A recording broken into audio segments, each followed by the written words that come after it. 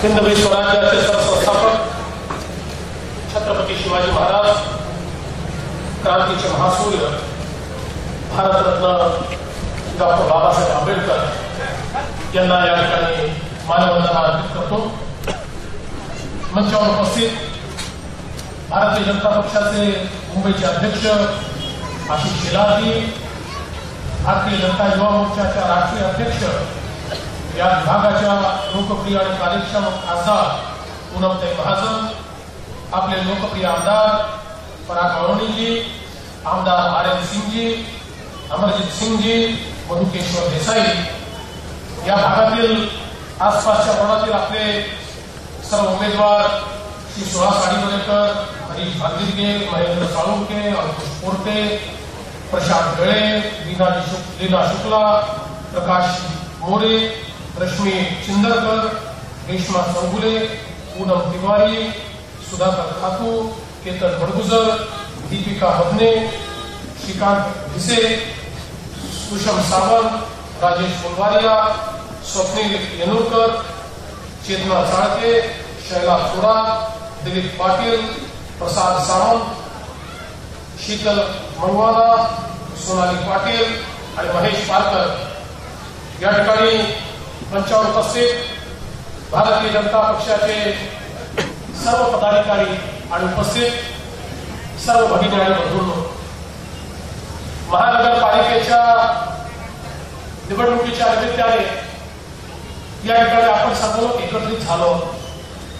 मला कधीच कल्पना नव्हती की चांदिवलीमध्ये भारतीय जनता पक्षाची सभा होईल आणि त्या सभेमध्ये जिथपर्यंत नजर जाईल तिथपर्यंत केवळ लोकच लोक दिसतील ही कल्पनाच मी कधी केली नव्हती। आज या सभेची उपस्थिती मी आमच्या कॅमेरामॅनला देखील विनंती करतो, एकदा भारतीय जनता पक्षाची ताकद काय आहे हे जनतेला दिसू द्या। जिथपर्यंत तुमची नजर जाते, तुमचा कॅमेरा जिथपर्यंत जातोय तिथपर्यंत लोकच लोक दिसत आहेत। भारतीय जनता पक्षाला आता या ठिकाणी समर्थन मिळत आहे, लोकांना देखील हे मान्य आहे की या ठिकाणी पारदर्शी महानगरपालिका तयार झाली पाहिजे, भ्रष्टाचार मुक्त महानगरपालिका तयार झाली पाहिजे, सामान्य माणसाच्या जीवनामध्ये परिवर्तन करणारी महानगरपालिका तयार झाली पाहिजे, मध्यमवर्गीय असतील, चाळीत राहणारे असतील, झोपडपट्टीत राहणारे असतील, या प्रत्येकाची स्वप्न पूर्ण करणारी महानगरपालिका झाली पाहिजे। थोडक्यात ही महानगरपालिका जनतेची झाली पाहिजे आणि त्याकरता आज या ठिकाणी एवढं मोठं समर्थन आपल्याला मिळत आहे। बंधू भगिनींनो, मी जेव्हापासून या ठिकाणी पारदर्शी महानगरपालिका म्हणतो, काही लोकांना त्याचा भलताच त्रास होतोय, त्यांना वाटतं खरंच पारदर्शी झाली तर आपलं नेमकं होणार काय। 15-20 वर्षात सवयी बिघडलेल्या आहेत। सोन्याचं अंड देणारी कोंबडी म्हणून महानगरपालिकेचा इतके वर्ष उपयोग केला आणि सोन्याचं अंड देणारी कोंबडी जर निघून गेली आणि ती जर पारदर्शी झाली आणि ती जर जनतेला दूध देणारी गोमाता झाली तर काय होईल या भीतीनं खऱ्या अर्थानं या महानगरपालिकेमध्ये काही लोक तडफडतायत। पण काळजी करू नका, जनतेने निर्णय केलाय, जनतेला पारदर्शी प्रामाणिकता हवी आहे, जनतेला भ्रष्टाचारात मुक्ती हवी आहे, जनता आता मुक्ती करता तडफडते आहे आणि येत्या 31 तारखेला आपल्या मतांच्या माध्यमातून जनता या ठिकाणी निश्चित मुक्ती मिळवणार आहे। खरं म्हणजे काय अवस्था झाली बघा, आता उद्योजींची काही पोपट बोलायला लागली। आज एक पोपट या ठिकाणी बोलला, तो पोपट काय म्हणाला, तो म्हणाला पत्रकार परिषद घेऊन की मुख्यमंत्र्यांची पारदर्शिता कुठे आहे, त्यांच्यावरच ते महापौर असताना आरोप लागले होते, ते महापौर असताना अपारदर्शी काम झालं होतं, गुन्हे दाखल झाले होते। खरं म्हणजे बरं झालं त्यांनी हा विषय या ठिकाणी काढला। हा विषय त्यांनी काढल्यामुळे आता खऱ्या अर्थानं पारदर्शिता काय होते हे मला या ठिकाणी सांगता येईल। ही गोष्ट खरी आहे की त्यावेळेच्या विलासरावच्या सरकारनं, काँग्रेसच्या सरकारनं नागपूर महानगरपालिकेला टार्गेट करण्याचा प्रयत्न केला, आम्हाला सगळ्यांना टार्गेट करायचा प्रयत्न केला। एक आयोग त्या ठिकाणी लावला, त्याचा एक रिपोर्ट घेतला, त्याच्या आधारावर महानगरपालिका बरखास्त केली, 100 पेक्षा जास्त लोकांवर गुन्हे दाखल केले। पण बंधू भगिनींनो, त्यांनी जंग पछाडलं. त्यांना गुन्हा दाखल करायचा होता देवेंद्र फडणवीसवर. त्यांनी त्या ठिकाणी विलासरावांनी त्या काळामध्ये आयुक्तांना सांगितलं गुन्हा दाखल करता येईल का बघा. आयुक्त थकले, काहीच सापडलं नाही. मग सीआयडीला केस दिली. सीआयडीच्या एसपीला सांगितलं देवेंद्र फडणवीसच्या विरुद्ध काय मिळतं का बघा. त्यांनी जंग पछाडलं आणि सांगितलं या ठिकाणी काहीच मिळू शकत नाही. त्या सीआयडीच्या एसपीला त्या ठिकाणी सांगण्यात आलं तू जर केस दाखल केली नाही तर आम्ही तुझी चुकीच्या ठिकाणी बदली करू. तो म्हणाला तुम्ही माझी कुठेही बदली केली तरी चालेल, पण ज्या ठिकाणी काही घडलंच नाही त्याच्यावर मी केस दाखल करू शकत नाही. जबरदस्ती महानगरपालिका बरखास्त केल्यानंतर बंधू भगिनींनो, माझ्यावर केस तर कोणीच लावू शकलं नाही. पण या महानगरपालिकेच्या संदर्भात माननीय उच्च न्यायालयामध्ये आम्ही गेलो आणि त्या रिपोर्टच्या संदर्भात याचिका दाखल केली. बंधू भगिनींनो, मी त्या पोपटाला हे सांगू इच्छितो की पोपटाने जर या ठिकाणी महानगरपालिकेच्या संदर्भात आलेला हा हायकोर्टाचा अहवाल वाचला असता तर कदाचित अशा प्रकारचे आरोपच लावले नसते. त्यातल्या 2-3 ओळी वाचून दाखवतो. त्याच्यात हायकोर्ट काय म्हणतं, similarly the findings of the inquiry committee in given case have been recorded without considering the relevant factors, evidence on record, and if such conclusions of the inquiry committee are relied by the competent authority which is required to take action in law, the same are important factors of decision making process by the competent authority in regard to the proposed action. आणि मग पुढे त्यांनी म्हटलंय, काय सांगितलंय, त्यांनी सांगितलंय की या प्रकारची जी काही कारवाई या ठिकाणी ज्या रिपोर्टमध्ये आलेली आहे कुठलंही रिलेव्हंट मटेरियल नसताना या ठिकाणी तो रिपोर्ट या ठिकाणी मांडण्यात आला आहे, त्यामुळे तो कन्सिडर करता येत नाही. कोणी सांगितलं, मी नाही सांगितलं, उच्च न्यायालयाने सांगितलं. त्याच्या पुढे उच्च न्यायालय काय म्हणालं, जाऊ द्या सगळ्या गोष्टी सांगत नाही, सगळ्यात महत्वाची गोष्ट सांगतो.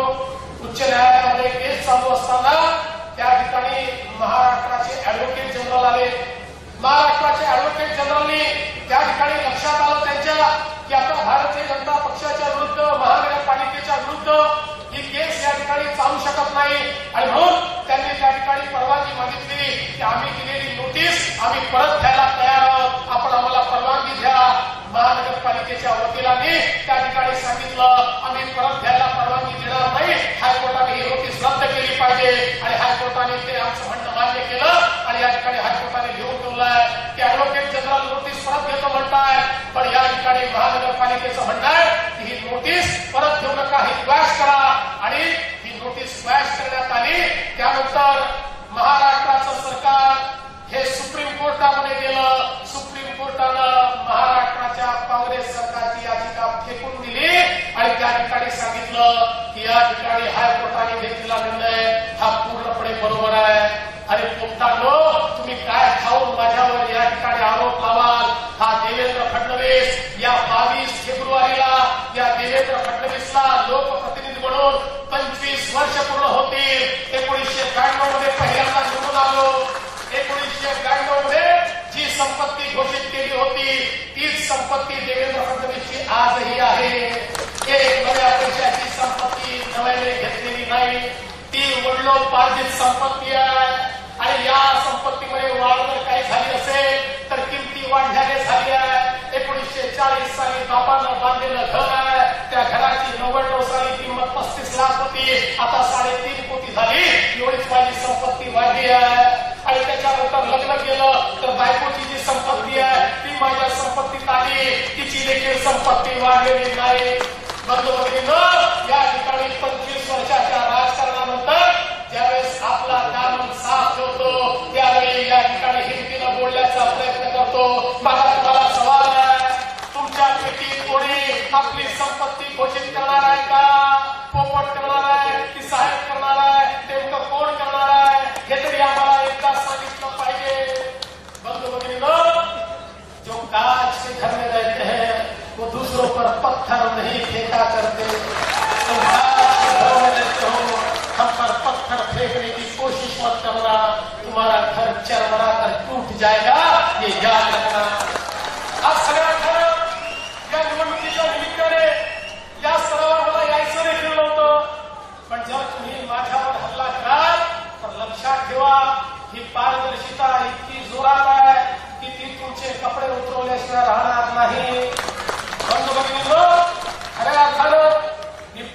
दिवशीपासून या ठिकाणी प्रश्न विचारतोय, या महानगरपालिकेमध्ये हजारो कोटी रुपयाचे घोटाळे झाले. या घोटाळ्यांचं नेमकं काय झालं हा माझा सवाल आहे. मी सवाल केला, मुंबईच्या रस्त्यावर सातत्याने खड्डे पडतात. ते खड्डे का पडतात? 2445 कोटी रुपयाचा घोटाळा रस्त्यांमध्ये झाला. त्या घोटाळ्याचं काय झालं? कचऱ्यामध्ये घोटाळा झाला. त्या घोटाळ्याचं काय झालं? अप्ट्रायमध्ये घोटाळा झाला. त्या घोटाळ्याचं काय झालं? नालेसफाईमध्ये घोटाळा झाला. त्या घोटाळ्याचं काय झालं? नोकर भरतीमध्ये देखील घोटाळा झाला. तोही लवकरच बाहेर येणार आहे. त्याही घोटाळ्याचा प्रश्न मी विचारणार आहे.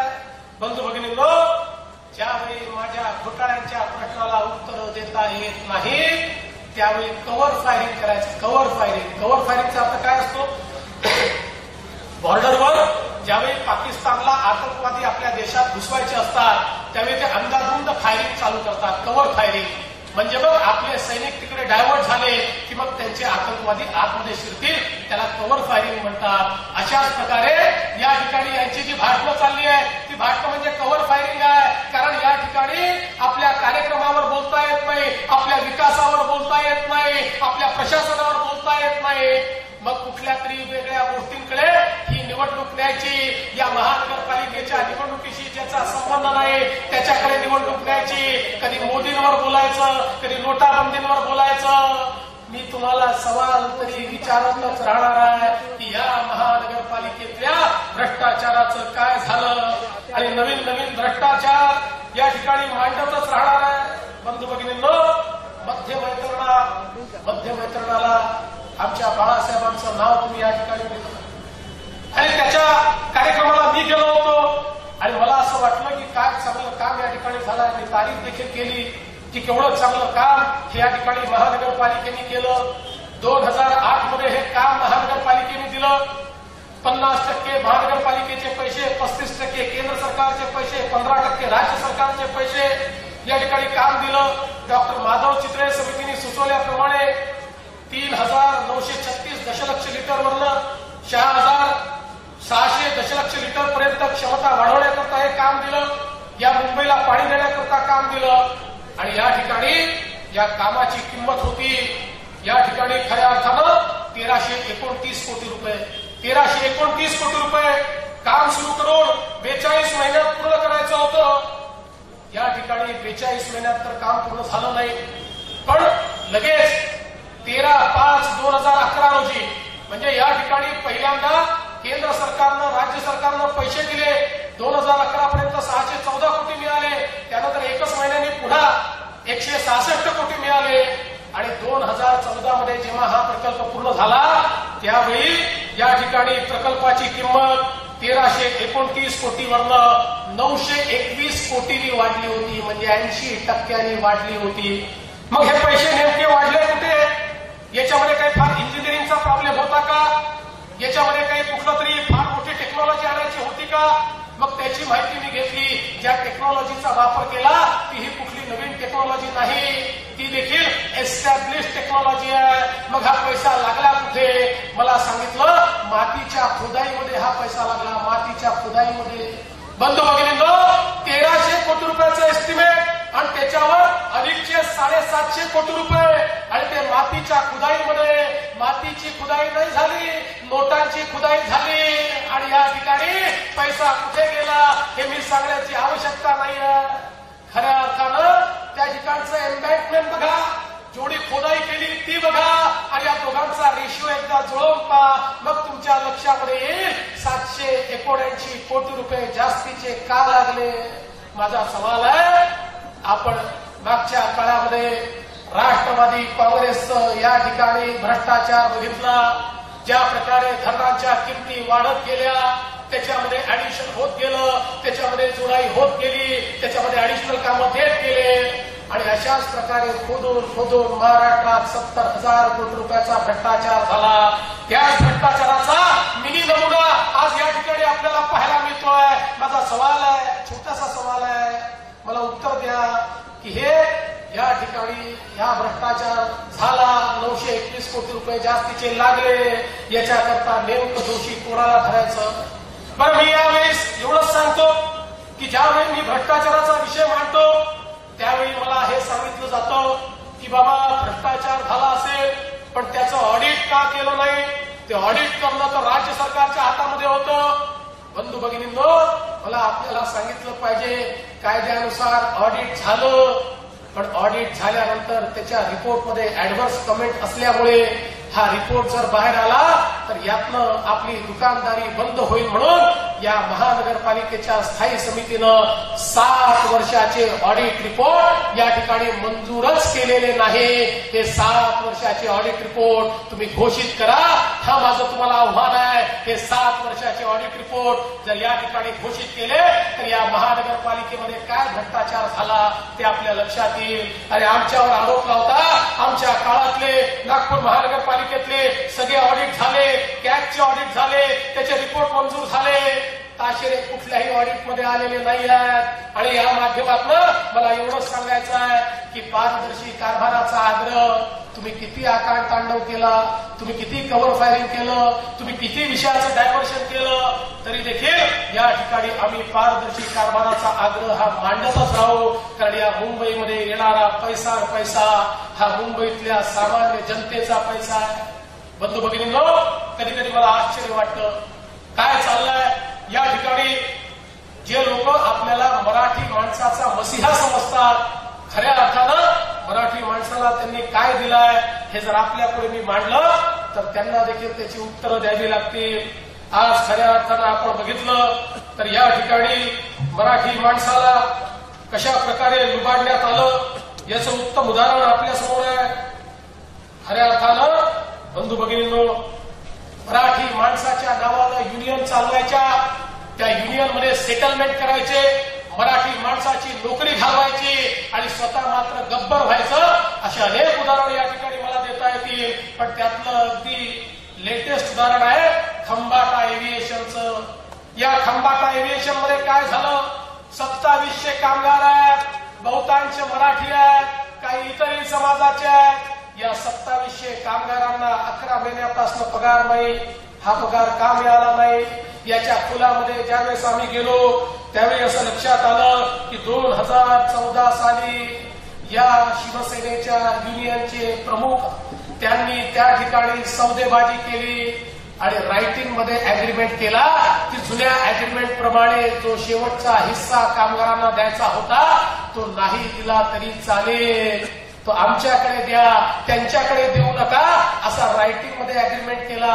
आणि त्याच्या बदल्यामध्ये काय घेतलं, त्याच्या बदल्यामध्ये आज माझा सवाल आहे, मला हे सांगा की कोणाच्या घरच्या कामगारांना खंबाटा एव्हिएशन मधनं पगार मिळतो, कोणाच्या शाखा प्रमुखांना पगार मिळतो. या ठिकाणी 22 शाखा प्रमुख असे आहेत की ज्यांना खंबाटा एव्हिएशन मधनं या ठिकाणी पगार मिळतोय. पगार म्हणजे एकीकडे सामान्य माणसाचं ते खंबाटा एव्हिएशन बंद करून त्याला त्या ठिकाणी पगाराविना ठेवण्याचं काम हे या ठिकाणी शिवसेनेच्या माध्यमातून झालं. आणि त्यांच्याशी सेटलमेंट करून तुम्ही आपल्या कच्च्या बच्चांना, घरच्यांना, आपल्या शाखा प्रमुखांना त्या खंबाटा एव्हिएशनच्या माध्यमातून पगार देताय. कुठलं मराठी माणसाचं प्रेम आहे. बंधू भगिनींनो, ही शिवसेनेची जी नीती आहे, खरं म्हणजे हे बघितल्यानंतर वाटतं की यांची एकच नीती आहे, मराठी माणसाच्या नावानं संघर्ष करत करत आपण स्वतः श्रीमंत व्हायचं, हीच यांची नीती आहे. मराठी माणसाला गरीब ठेवायचं आणि स्वतः श्रीमंत व्हायचं, अशाच प्रकारची यांची नीती आहे. आणि म्हणून या नीतीचा विरोध म्हणून मी यांच्या समोर उभा आहे. बंधू भगिनींनो, कुठल्याही परिस्थितीमध्ये मुंबई चांगली झाली पाहिजे. मुंबईमध्ये राहणारा जो सामान्य माणूस आहे त्या सामान्य माणसाला या ठिकाणी घर मिळालं पाहिजे. आताच पूनमताईंनी सांगितलं, जरीमरी असेल, क्रांतीनगर असेल, संदेशनगर असेल, या एअरपोर्ट रोडच्या लँड मधल्या आमच्या सगळ्या लोकांचं पुनर्वसन करायचं आहे. खरं म्हणजे एक गोष्ट मी आपल्याला सांगतो की या ठिकाणी मोदीजींचे मी आभार माने. मी मोदीजींना विनंती केली की मुंबईच्या एअरपोर्टच्या लँडवर बसलेले हे जे लोक आहेत यांना कुठेतरी 10-20 किलोमीटर दूर नेऊन आपण त्यांचं कधीच पुनर्वसन करू शकणार नाही. मी त्यांना ही विनंती केली की या ठिकाणी त्यांचं पुनर्वसन करण्याकरता इन सिटू त्याच ठिकाणी आम्हाला परवानगी द्या. आणि मला या ठिकाणी आनंद वाटतो की मला मोदीजींनी त्या ठिकाणी मान्यता दिली. एअरपोर्ट अथॉरिटीचं पत्र माझ्याकडे आलं आणि एअरपोर्ट अथॉरिटीने हे मान्य केलं की या ठिकाणी जे लोक बसले आहेत त्यांना इन सिटू म्हणजे आहेत त्या ठिकाणीच आम्ही त्यांचं रिहॅबिलिटेशन करणार. जिथे थोडं बहुत शक्य नसेल अशाच ठिकाणी 2 किलोमीटरच्या आत त्यांच्या घरापासून बाजूला त्यांचं पुनर्वसन करणार. पण 50,000 लोकांचं पुनर्वसन हे इन सिटू त्याच ठिकाणी करण्याचा निर्णय हा आम्ही घेतलेला आहे. आणि हे सगळं करत असताना मला कधी कधी आश्चर्य वाटतं. काही लोकांना झोपडपट्टी वाल्यांचं पुनर्वसन नको आहे. त्यांना या झोपडपट्ट्यांमध्ये त्यांना झोपडपट्टीतच ठेवायचं आहे, त्यांना गरीबच ठेवायचं आहे, त्यांना त्या ठिकाणी वाईट अवस्थेमध्येच ठेवायचं आहे. आणि म्हणून बंधू भगिनींनो ते लोक या ठिकाणी सर्वेक्षणाला देखील जाऊ देत नाही. सर्वेक्षणाला गेले तर ते लोक त्याच्या दुकानदाऱ्या बंद होतील म्हणून लोकांना सांगतात हे जे सर्वेक्षण चाललेलं आहे हे तुम्हाला उद्ध्वस्त करण्याकरता चाललं आहे. माझा सवाल आहे, तुम्हाला जर घर मिळायचं असेल तर सर्वेक्षणाविना ते कसं मिळू शकेल? किती लोकांना घर द्यायचं आहे माहिती पाहिजे, किती त्या ठिकाणी घर आहे माहिती पाहिजे, त्या घरात किती लोक राहतात माहिती पाहिजे, त्यातले 2000 पूर्वीचे किती आहेत माहिती पाहिजे. असं प्रत्येकाला जर घर द्यायचं असेल तर त्याचं सर्वेक्षण केलं पाहिजे. मी पराग रावणीजींचं या ठिकाणी अभिनंदन करेन. हिमतीनं ते पुढे आले आणि त्यांनी सांगितलं मी तुम्हाला या ठिकाणी घर द्यायला तयार आहे, तुम्ही सर्वेक्षण करू द्या. आणि मोठ्या प्रमाणात या ठिकाणी सर्वेक्षण त्यांनी घडवलं. पण या ठिकाणी शिवसेनेच्या इतर पक्षाच्या नेत्यांनी मात्र हे सर्वेक्षण होऊ नये म्हणूनच या ठिकाणी प्रयत्न केला. बंधू भगिनींनो माझा तुम्हाला शब्द आहे, या ठिकाणी आपण रिडेव्हलपमेंटच्या माध्यमातून एसआयच्या माध्यमातून या ठिकाणी एअरपोर्टच्या लँडवर बसलेले जे लोक आहेत त्यांना आम्ही निश्चितपणे त्यांचं स्वतःचं हक्काचं घर दिल्याशिवाय राहणार नाही. बंधू भगिनींनो त्याचवेळी संघर्षच्या संदर्भात पूनमताईंनी या ठिकाणी विषय मांडला. मला त्यांनी यापूर्वी देखील तो विषय मांडला, त्याची फाईल आम्ही मूव्ह केली. तुम्ही काळजी करू नका पूनमताई, संघर्षनगर तुमच्या मनामध्ये आहे. ती एक मॉडेल कॉलनी झाली पाहिजे, ती स्मार्ट कॉलनी झाली पाहिजे, ती महानगरपालिकेने घेतली पाहिजे. मी तुम्हाला शब्द देतो की या ठिकाणी महानगरपालिकेच्या माध्यमातून तिचं हँडिंग ओव्हर जे आहे त्याचे आदेश राज्य सरकार उचित वेळी त्या ठिकाणी देईल आणि ते काम देखील निश्चितपणे आपण करून घेऊ. मी आज या निमित्ताने एवढंच सांगण्याकरता आलो आहे, आपल्याला मुंबई बदलायची आहे. आज या मुंबईमध्ये इंटिग्रेटेड स्मार्ट ट्रान्सपोर्टेशनची सिस्टीम आपण उभी करतोय. मेट्रोचं जाळं तयार करतोय. मेट्रो असेल, मोनो असेल, सबअर्बन रेल्वे असेल, आपली बस सिस्टीम असेल, या सगळ्यांना इंटिग्रेट करतोय. आता याच्या पुढे भविष्यामध्ये आपल्याला एंड टू एंड सोल्युशन मिळणार आहे. 200 किलोमीटर मेट्रो तयार करतोय. आपल्या सबअर्बन रेल्वेवर चर्चगेट ते विरारपर्यंत आणि सीएसटी ते पनवेलपर्यंत एलिव्हेटेड कॉरिडॉर आपण तयार करतोय. आणि त्या माध्यमातून याचं संपूर्ण इंटिग्रेशन केल्यानंतर एकच तिकीट तुम्हाला काढावं लागेल. एक तिकीट काढलं ते बसमध्येही चालेल, ते ट्रेनमध्येही चालेल, ते मेट्रोमध्येही चालेल, ते मोनोमध्येही चालेल. आणि तुम्हाला एंड टू एंड सोल्युशन मोबाईलच्या ऍपवर मिळेल. त्या मोबाईलच्या ऍपमध्ये तुम्ही टाकलं मला चांदिवलीवरनं बोरीवलीला जायचं आहे, चांदिवलीवरनं मुलुंडला जायचं आहे, चांदिवलीवरनं कोल्हापूरला जायचं आहे, तर तुमच्या मोबाईलवरच घेऊन येईल. तुमच्यापासून 300 मीटरवर हे स्टेशन आहे, त्या स्टेशनमध्ये जा, तिथे मेट्रोमध्ये बसा. मेट्रोमध्ये बसल्यानंतर इथपर्यंत पोहोचा, तिथे बाहेर बसचा स्टॉप आहे त्याच्यामध्ये बसा. तिथनं गेला तर तुम्ही रेल्वेपर्यंत पोहोचा. रेल्वेमध्ये गेला तर तुम्ही तुमच्या घरापर्यंत पोहोचा. म्हणजे एंड टू एंड सोल्युशन ज्याला म्हणतो ते एंड टू एंड सोल्युशन आम्ही देणार आहोत. आणि आम्ही आश्वासन देणारे लोक नाही आहोत, करून दाखवलं सांगणारे लोक नाही आहोत, खरोखर करणारे लोक आहोत. या ठिकाणी तुम्ही बघा या मेट्रोचं काम सुरू झालेलं आपल्याला पाहायला मिळत आहे. वेस्टर्न एक्सप्रेसवेवर आपण बघा, कुठल्याही भागामध्ये आपण बघा, अरे काँग्रेसच्या काळामध्ये 13 वर्षात 10 किलोमीटरची मेट्रो झाली. आता आम्ही 2 वर्षामध्ये 170 किलोमीटरला मान्यता दिली. 120 किलोमीटरचं काम सुरू केलं आणि 2021-22 सालापर्यंत पूर्ण 200 मीटर रेल्वेचं काम, मेट्रोचं काम या ठिकाणी केलं जाईल. आज आपल्या रेल्वेची क्षमता 70 लाख प्रवाशांची आहे. आम्ही आधीची क्षमता जी तयार करतोय ती मेट्रोच्या माध्यमातून 70 लाख आणि रेल्वेच्या माध्यमातून 30 लाख म्हणजे 1,05,00,000 लोकांना अधिकचा प्रवास करता येईल एवढी क्षमता तयार करतोय. त्यामुळे रेल्वेमध्ये धक्के खावे लागणार नाही, बसमध्ये धक्के खावे लागणार नाही, सगळीकडे जागा मिळेल अशा प्रकारची व्यवस्था उभी करतोय. या मुंबईला निर्मल शहर करायचा प्रयत्न आहे.